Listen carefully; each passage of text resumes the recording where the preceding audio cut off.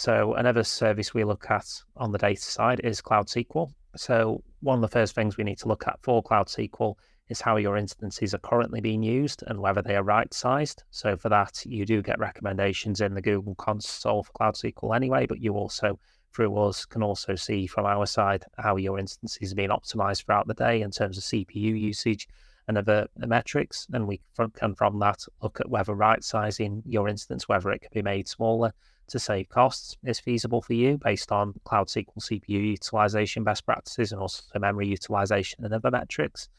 We also look at reviewing the longevity needs of your instances. If you have an instance where you are going to need it for the next 2 years, the next 3 years, it could be better to use committed use discounts, in which case you can purchase those in 1 or 3 year terms. So if you're going to have a Cloud SQL database up and running for years, it may be better to purchase a very long running CUD, which will save you more percentage, up to 52% for some 3-year CUDs, depending on region and instances.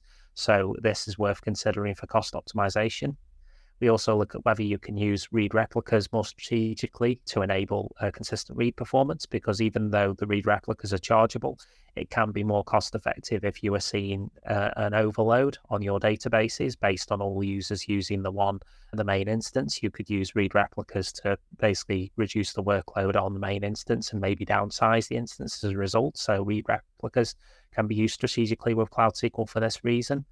We also ask you as well to consider backup and point-in-time recovery processes. So if you need low recovery point objective times or recovery time objectives, then it may be worthwhile looking at backups and also checking your strategy for those, because if you are doing too many backups, you may be spending, again, unnecessary costs in Cloud SQL that way.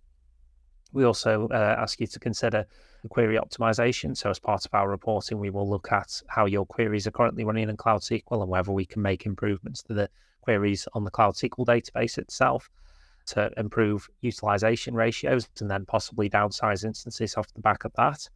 We also look at whether your Cloud SQL instances, your workloads are likely to be regional or global in nature, and also how much high availability you need. So if you are okay with using a zonal instance perhaps, or even just a single region instance, I mean, you can make savings in Cloud SQL, making your instances more strategically used in that way. We also look at how your data storage is used in Cloud SQL databases, because again, you are charged based on the storage as well. So it's always worthwhile looking at your storage allocation for a database and considering downsizing in that respect if you do not need the storage that you currently have allocated to the database.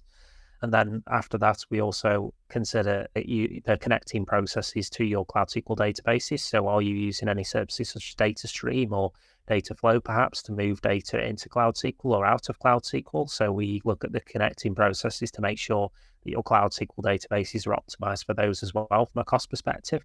And then also with Cloud SQL, we also look at whether it's worthwhile. We usually recommend that it is worthwhile to set up alerts via cloud monitoring on particular metrics in your databases, so that if you are using very high CPU at given times, you can spot those anomalies interactively whenever they come up. Then we also look at Cloud PubSub from a data perspective. So we also look at how, again, whether it is worthwhile for you to use PubSub or switch to PubSub Lite. So for more development-focused workloads in PubSub, it can be a lot more cost-effective to use PubSub Lite. At the expense of some availability, you can save 10 times the amount of your costs by using PubSub Lite and really save on those workloads and still get similar features with PubSub Lite. So often this is something that we recommend in our cost optimization sessions in terms of PubSub. We also, in some cases, recommend looking into micro batching of your PubSub workloads. If you are okay with tolerating more latency for your workloads, then it can be worthwhile running your workloads as micro batches instead of via a second login. So it is better to maybe look into micro batching in some cases with Cloud PubSub. We also ask you to consider monitoring the utilization stats again for PubSub to make sure that your PubSub resources are right sized, to make sure that you've set the right limits in your PubSub services, to make sure you're not using too much in terms of the PubSub resources. And then also we ask you to make use of cloud monitoring alerts again to make sure that your topics and subscriptions are being handled effectively, and also the metrics associated with all these in PubSub